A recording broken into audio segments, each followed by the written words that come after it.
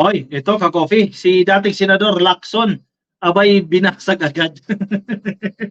Binasag agad itong budol style ni Sara Duterte.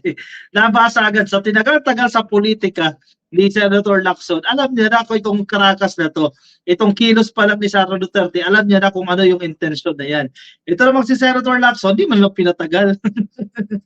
One day lang, oh. One day lang matapos mag-announce nito ni Sara Duterte na tatlo sa kanyang kapamilya, no, ay tatakbo sa pagkasenador, binasag naman agad ni Senator Lacson. O yan, basag agad ang budol style. Nako, aga-aga nangangampanya. Aga-aga namumulitika. Yan din ang sinasabi dito ni Escudero eh. O pansinin ninyo ka-coffee, yung mga tao na experience sa politika, alam kung ano yung purpose, ano yung intention nito ni Sara Duterte para mag-announce na ganito yung magiging strategy ng kanyang pamilya pagsapit po ng 2025. Para mapag-usapan lang yan. Iba rin ito mga to eh, ka-coffee. Ayan, basag agad ang style ni Sara Duterte, ang budol style na yan, binasag agad ni Lacson. Killjoy naman itong si Lacson. Hindi magandang kaibigan to para kay Sara Duterte. Binagsak mo agad. Kumbaga, binulgar mo agad eh. Hindi pa ka nag-enjoy eh. Binasag mo agad yung kanyang trip. Yan, nasa balita po ng Politico.com. 3 Dutertes in Senate. Lacson comments on VP Sara's wise and smart politics. Ayan, nag-react na agad itong si Lacson. Wait lang ha.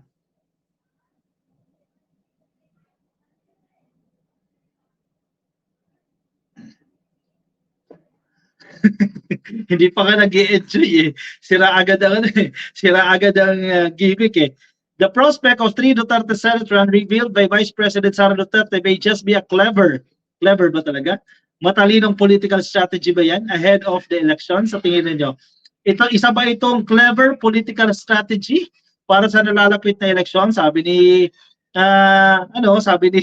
Lacson, strategy lang yan, ka-coffee. Strategy lang yan. Ang problema, nabuko agad yung strategy na yan. Kaya wag magpapabudol sa strategy na yan. According to Lacson, Vice President Sara Duterte mirrored her father's strategy when she floated such an idea to keep everyone guessing, engage public opinion. No? Pero ay mula ka-coffee, huli agad, di ba? Kung ano yung ginawa ng tatay, ay yun din ang gagawin ng anak. Ayan, wala nang kawala yan ka-coffee. Wala nang lusot yan. According to Lacson, Vice President Sara Duterte mirrored her father's strategy. Kasi nag-work yung strategy ni Digong. Eh, siyempre, ang strategy naman, kumbaga ang magic, isang beses lang mag-work yan. Pag nakita mo na kung paano ginawa yung magic na yan, the second time around, na gagawin mo siya, hindi na siya mag-e-effect. Siguro, na-realize ang kampo ni Sara Duterte, bakit yung tatay ko nag-work yung ganyang strategy? Why not gayahin natin yan? The apple doesn't fall far from the tree. Like the father, the daughter believes that part of the wise and smart politics is to confuse and keep them guessing. O, yan yung kanilang intention. I-confuse ang taong bayan at manghula na manghula tayo, ka-coffee. Guluhin yung pag-iisip ng taong bayan. Kumbaga may order, no? May order, may kaayusan sa mga sa publiko, guguluhin nila yan. Ililituhin nila ang mga tao at papahulain nila. Bakit nila ginagawa yan? Create an issue that evokes discourse, thus accomplishing awareness while getting a glimpse of the pulse of the electorate. The former senator wrote on Twitter, sabi po yan ni Lacson. 2 points.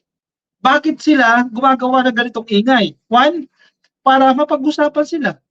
Magkaroon ng awareness sa communication, priming ang tawag natin dyan. Or publicity. Sige, mas simple. Publicity yan. Bad or good publicity pa rin yan. Ano ba klaseng publicity? Publicity pa rin yan. Mapag-uusapan sila. Second, kaya ginagawa nila dyan, parang testing the waters. Upon announcement, may mga nagmo-monitor dyan. Kumusta yung pulso ng bayan? Gusto ba ng taong bayan na tatlo silang Duterte? O negative ba yung reaction ng taong bayan dyan? Kung negative, huwag natin gawin yan. Positive ba yung reaction? O acceptable ba yan na tatlong Duterte? Kung acceptable, based on the research, based on their observation online, o sige, push na yan.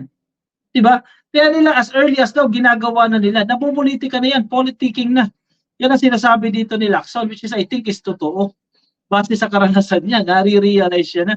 Eh, KJ naman kasi itong si Lacson, binulgar agad itong budol style ni Sara Duterte. That said, I don't think there is any firm decision made by any of the three Dutertes. Exactly. Tama yan. Wala pang siguradong desisyon kung ano yung gagawin nila pagdating ng 2025. Malay mo may mangyari before 2025. Di ba? May magpaalam. Di ba sila ang plano? Wala pa yan. Tagal pa ako coffee. October pa ang filing. Anong petsa ngayon? June, July, August, September, October. 4 na buwan pa yan. Eh lalo na yung style ni Digong. Hindi ako tatakbo. Hindi ako tatakbo. Pinatakbo lang si Dino. And then, nag-substitute. Di ba? Yung ganyang style. Kala nila mag-work yan. Binabaliktad lang. Naku, huwag tayong papaikot dyan. Huwag tayong papabola dyan.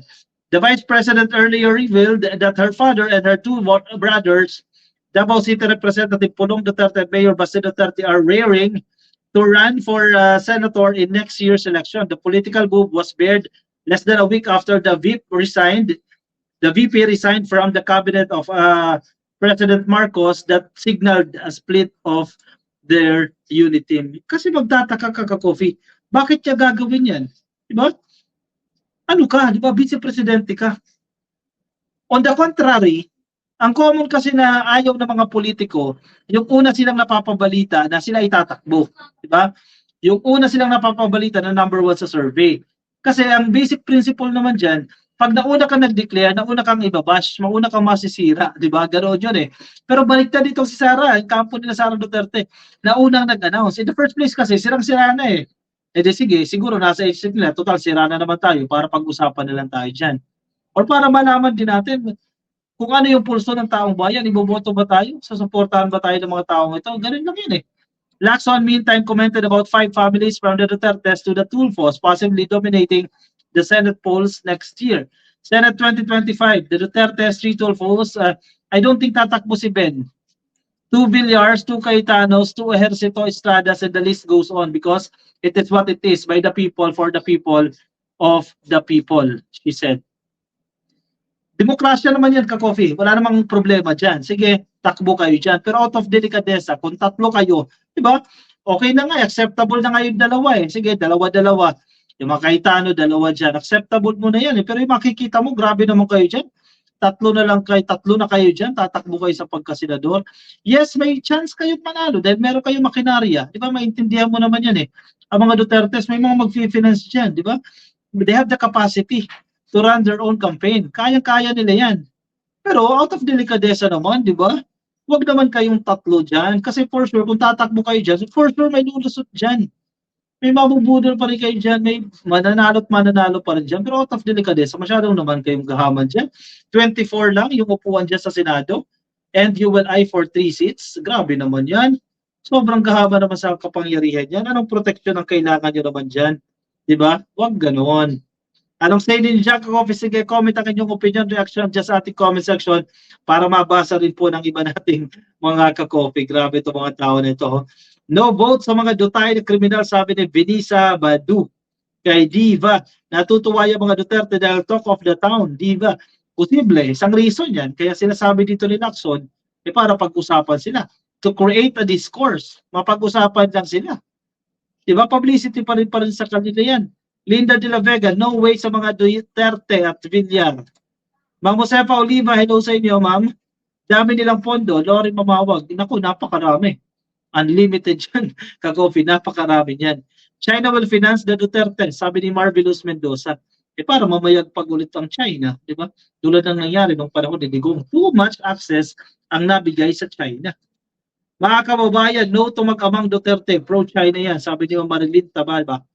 Kay Jeffrey Jing Arizabal Elaido, oy, kung patawarin, magbunyi mga DDS na mahilig magbura kahit walang dahilan. Exactly. Di ba? Sagutin ninyo, pagdusahan ninyo ang kasalanan ninyo na nagawa ninyo. No way to them, sabi ni Raul Buena. Mga patay gutom sa kapangyarihan, yan, sa confidential fund, sabi ni Lita B. Ewan ko sa mga taong ito, grabe naman itong mga tao na ito. Oh. Di ba 12 Senate slate lang ni Diboto para ma-fill out yung vacant? Melski, yes po. 12 lang po yan, pero ang total po natin ng number ng senators ay 24.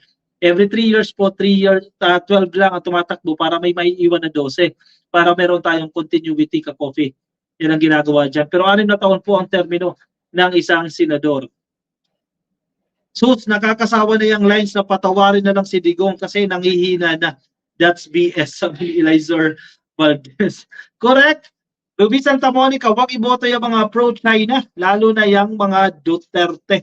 Cristina Garcia, dapat sila Digong, Baste, Pulong, Robin, Bato, Tolentino, Go, Aimee, Roque, itapon daw sa ayungin, sabi ni Cristina Garcia. Tapos pick upin sila doon ng China. Ganun ba yun? O siya, yung mga nasa Facebook dyan, ka-coffee at hindi pa kayo nakafollow sa ating Facebook page, pasuyin na lang ka-coffee, please like and follow. Nasa YouTube po kayo, please click na subscribe at i-like lang po yung ating video na ito para updated kayo sa ating mga bagong upload. Kuha na ng kape, move on tayo sa ating next and last topic for tonight.